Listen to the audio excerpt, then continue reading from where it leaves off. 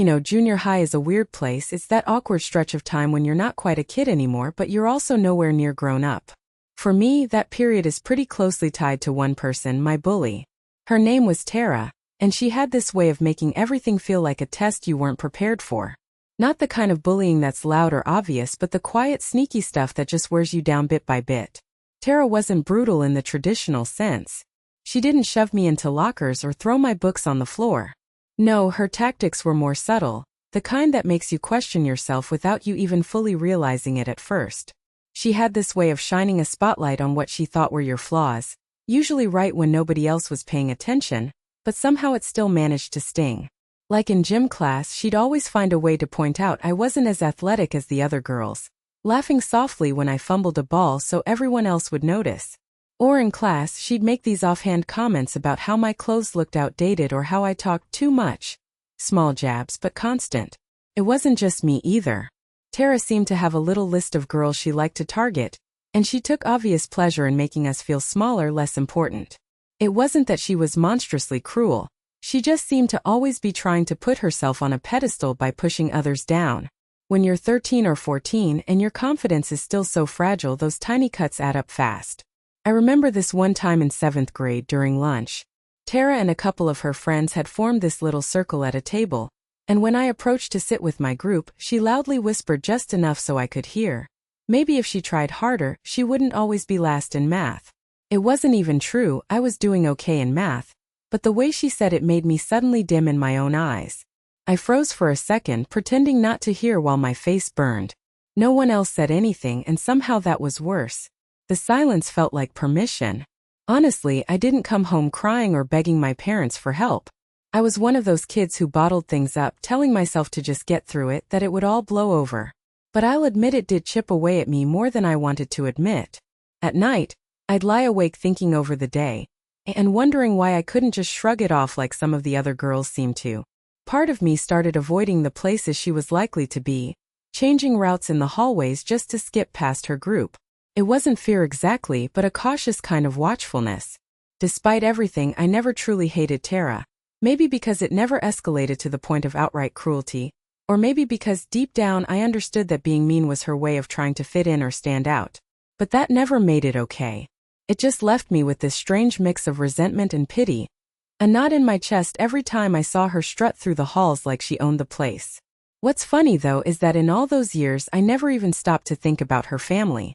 I didn't know if she had brothers or sisters, or what her home life was like. She was this big looming presence in school, but completely separate from my world outside those walls. I guess I just assumed some part of her misery belonged to her and her alone. It wasn't until years later that the pieces of that puzzle would begin to shift, and when they did, it was nothing like I imagined.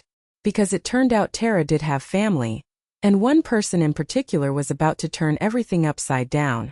I still remember that night pretty clearly, even though it feels like ages ago now.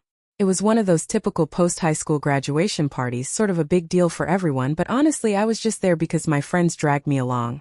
I wasn't even sure what I was looking for that night. Maybe just a way to unwind before real life hit us all. The music was loud, people were laughing and almost too excited to be adults, and somewhere in the chaos I noticed him, my bully's younger brother. I know, right? It sounds like the start of some cheesy rom-com.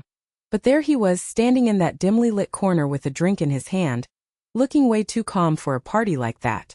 I think I must have blinked twice because I never imagined I'd actually see him, let alone talk to him.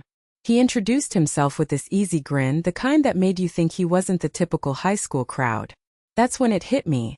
Despite being related to the person who made a good chunk of my teenage years miserable, this guy was nothing like what I expected. He was funny and genuine in a way that made it awkward to keep the distance I'd practiced for so long. But I couldn't just forget the history overnight. I kept thinking about how old he was. He was still a junior in high school while I was just starting college. That age gap felt like a line I didn't want to cross. Plus, there was this wall I had built around myself to keep anything connected to that family out of my life. I dismissed his interests casually, laughed off some of his jokes, and kept the conversation surface level. I didn't want to start anything that would mess with my head, or bring the past rushing back in a way I wasn't ready for. Still, beneath all that self-imposed distance, there was this tiny flicker of curiosity. Why was he so different? Why didn't he seem at all like his brother? I tried to tell myself it didn't matter, that I was stronger without any part of that family in my life. But the fact that I was even having this internal fight was new for me. It made me realize that sometimes people aren't who you expect them to be, and that maybe, just maybe, there could be more to this connection than a shared last name. So I left that party with mixed feelings, part relief that I'd avoided anything serious, part wondering about what might have been if things were different. At that moment I had no idea that years later, fate would throw us back together in a way I never saw coming. But for now, I just told myself to forget about the past and move on. Little did I know the story wasn't over yet. I still remember the exact moment I decided to swipe right. It was 2020, smack in the middle of a pretty chaotic year when none of us really knew what was coming next. I'd spent years putting that whole high school era behind me. The awkward silences, the snide remarks, the way my bully's shadow stretched over so much of my teenage life. And honestly, I never thought I'd even entertain the idea of reconnecting with anyone from that family, let alone one of the brothers. But there he was on the app, a face I recognized instantly, and to my surprise, someone who seemed genuinely kind in his photos and profile. When we started messaging, I was cautious at first, like gingerly stepping onto thin ice. But as days turned into weeks, those digital conversations began to feel different. He wasn't the person I imagined when I thought of that family. His humor was gentle, his interest in my life felt real, and there was this oddly comforting honesty in the way we communicated. I think what caught me most was how naturally our chats flowed, without any of that old baggage hovering over us. Meeting in person was another leap. I was nervous not just because it was a date, but because of the unspoken history between me and his family. What if the past crept back in? What if I saw glimpses of the brother who'd tormented me all those years ago? But he was nothing like that. He was patient, attentive, and somehow made it easy to forget the awkward, wary person I'd been when high school ruled my world. As we spent more time together, I noticed myself softening, not just toward him but toward the whole messy history I'd carried. He talked openly about his brother, too. Not in a defensive way, but like someone who had come to terms with complicated family dynamics. Hearing his side, his reflections on their sibling rivalry, and his hopes to break free from that toxic cycle made me realize how much growth can happen, even when you least expect it. There were moments, of course, when old doubts crept in. I'd catch myself hesitating when he mentioned family gatherings, or when I learned about events where his brother had overshadowed or even embarrassed him. But those moments only made our connection feel more real, flawed, messy, and human. Instead of running from those feelings, I started facing them head-on, supported by someone who didn't judge me for my scars or the history I brought along.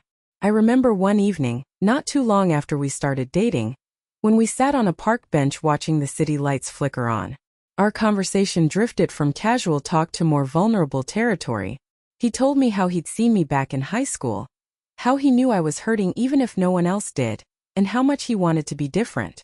It felt like a silent healing between us. Not erasing the past, but acknowledging it and making space for something new. Over the next few years, our relationship deepened in ways I never imagined possible. We supported each other through careers, family drama, and everything life threw at us.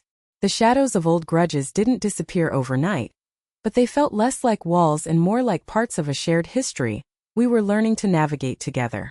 By the end of 2024, I realized that this love, forged in unlikely circumstances, had become one of the most grounding, breathtaking parts of my life. And then just when I thought we couldn't get any closer, he asked me a question that changed everything. One that marked the start of a brand new chapter for us both. So fast forward a bit and here we are, planning our wedding for October. It feels surreal sometimes, you know? From those awkward high school days where I could hardly look the bully in the eye without feeling tiny and awkward, to now standing alongside his younger brother, the man I love and want to spend forever with. It's like a whole new chapter opening up, and honestly I barely recognize the girl I was back then. Organizing the wedding has been one strange kind of healing process. Every detail, from the venue we picked to the music we want to play, feels like a way to reclaim a part of myself that I thought was lost. The decorations, the guest list. Each decision is a quiet affirmation that I'm in control of my story now. No more hiding, no more shrinking. Speaking of the guest list, this was honestly one of the tougher parts. When it came time to decide whether to invite my old high school bully, I found myself stopping more than once. On the one hand, there's that lingering part of me that remembers the teasing, the feeling of being less than, the whole history that had shaped so much of my life. But on the other hand, I realized something important. This wedding is about me and the person who's been nothing but supportive and kind. It's about the love we share, not the hurt I once felt. When I finally made the call in my head, not inviting her, it felt like setting a boundary I never had the courage to set before. No resentment, no need for drama. It's more like closing a door softly rather than slamming it shut. I don't want to carry the weight of those old wounds into my new life. And honestly, I don't think she even realized how much she affected me back then. Maybe she never cared enough to notice. But that's not my problem anymore. My happiness doesn't depend on her presence. Speaking with my fiancé about it, he listened quietly, then smiled and said something that stuck with me. This is your day. You get to decide who's part of it. If she wasn't part of your happiness then, she doesn't belong in this moment now. Hearing that from him made me feel even stronger, more grounded. He's been my rock through all this, and having him by my side makes these tough decisions easier. Of course, the irony isn't lost on me. Marrying the little brother of someone who used to make my life miserable. Sometimes I wonder what he thinks about it all. But the truth is, she's become almost irrelevant in my story.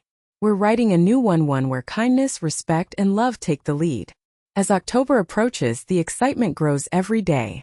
From trying on wedding dresses to debating the playlist and tasting cake flavors, it's the kind of joy I never imagined I'd feel after everything. I'm counting down the days, knowing that this celebration isn't just about two people tying the knot. It's about a fresh start, about moving forward and leaving behind the shadows of the past. At moments like this, I catch myself dreaming about what comes next. The life we're building, the memories we'll make, and all the little ordinary moments that somehow feel extraordinary when shared with someone who truly sees you. It's been a long road to get here, and looking back feels different now, not painful, just like a chapter that led me to where I'm meant to be. So yeah, no invitation sent to the bully. No awkward explanations, no looking back with bitterness. Just me, stepping confidently into a future that I get to shape on my own terms. With the man I love, surrounded by friends and family who lift me up, I feel ready for whatever comes next. And as I stand here on the brink of this new beginning, it hits me. Sometimes the people who tried to hold you back end up making way for the people who help you flourish.